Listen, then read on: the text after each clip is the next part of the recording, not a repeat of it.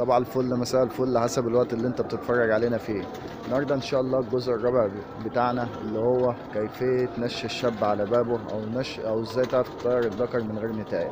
الحمد لله المرة اللي فاتت سيبنا الاسترا والكركندي طلعوا واديناهم اول فزعة كان في وسط الحمام واتدوروا وجم حطوا. طيب نشوفهم. ادي اقول الاسترا اهو وادي الكركندي اهو. النهارده تعمل ايه؟ النهارده دي تعالى بقى نفتح لده. لا خليه قاعد النهارده. نفتح لفرد الحمام ده نشوف الدنيا فيها ايه مع بعضنا كده. انا فتحت الاتنين تانيين كانوا بعيد عن سكة بعض. طب النهارده ده بقى من نفس سكتهم، سكة واحد فيهم، يعني الاحمر والاسود دولت عشة واحدة. نفتح للاحمر لوحده ونشوف الدنيا فيها ايه.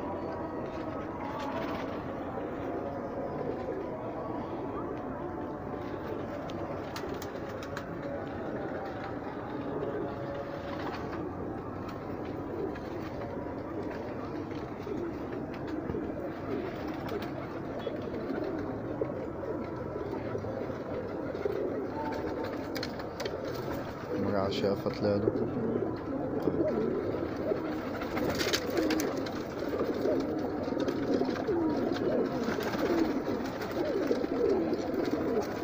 خلاص باب وحافظ باب.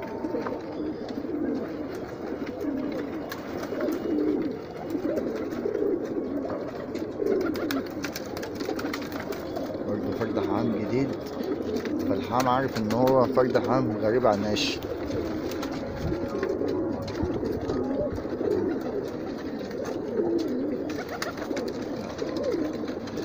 كل شوية فرد حمام يطلع له.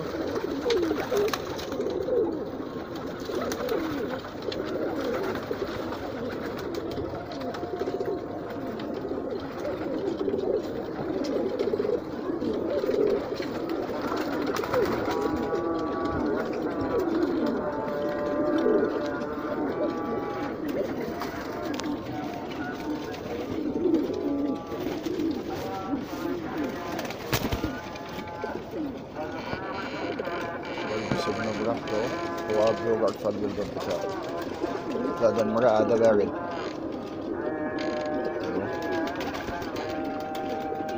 نزل على طول، طلع على الظهر على طول. حدث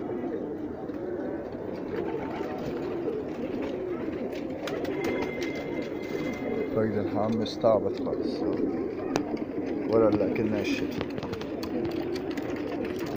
بيقعد في قلب الأرضية.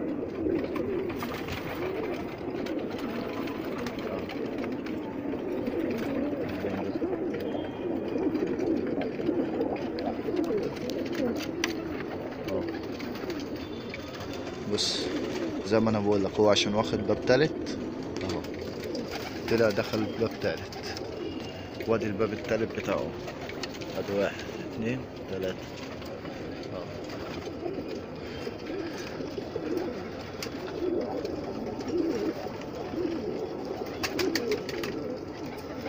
طب ايه نديله فزعة مع بعضنا كده.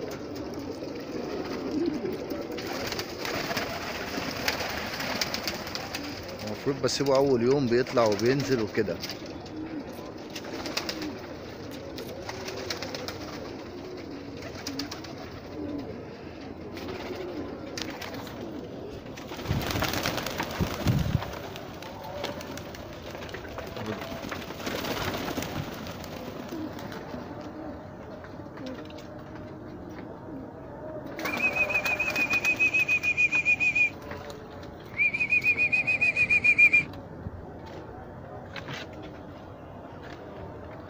برضه ايه من بره كده.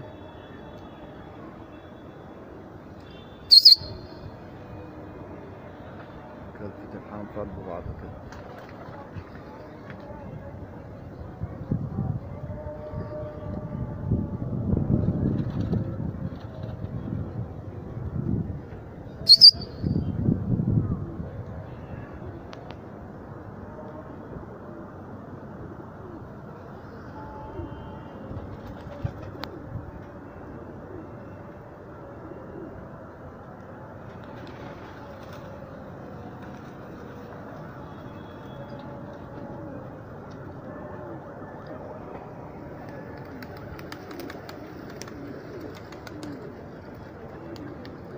هو ده، هو اهو.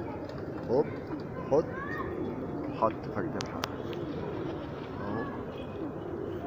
جربنا الزوم بتاعه ابو وضعه، والتاني بتاعه اللي وراه.